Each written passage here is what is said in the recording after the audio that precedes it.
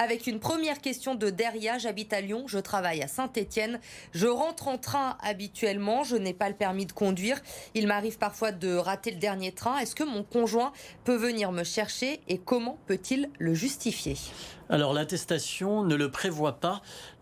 Pour ça, il y a des solutions qui pourraient vous être utiles. Derrière, les taxis ou encore les VTC, par exemple, continuent d'exercer en ce moment.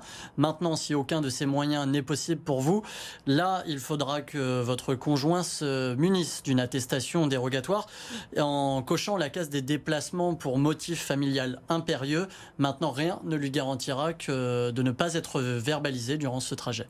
Une question de Philippe. Ai-je le droit de me déplacer d'une région à une autre pour chercher et visiter de nouveaux locaux professionnels ou effectuer des travaux chez mes clients? Alors oui, les artisans peuvent continuer d'exercer à domicile. Et ça, justement, même en dehors de votre région, Philippe. Maintenant, concernant les recherches d'un local, justement, pour votre travail, là, il faudra prendre un peu son mal en patience, car actuellement, les visites de biens immobiliers sont totalement annulées. Il reste encore toutefois quand même les visites virtuelles qui, elles, sont tout à fait possibles. Et une autre question de Philippe, toujours concernant son activité professionnelle. Ai-je le droit de dormir dans mon van aménagé, qui est aussi mon véhicule professionnel, pour économiser des nuits d'hôtel?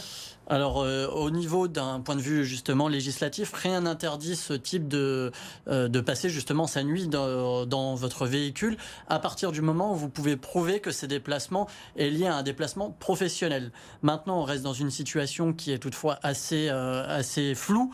Et les hôtels qui en ce moment sont d'ailleurs en grande difficulté semblent toutefois être la meilleure solution pour vous, Philippe, même si évidemment qu'on comprend très bien votre problème de déplacement, c'est pas facile. Merci Cédric pour toutes ces réponses. Et si vous aussi vous avez des questions à nous poser, notre adresse mail témoin au pluriel @bfm-lyon.fr ou via les réseaux sociaux avec le hashtag BFM Lyon.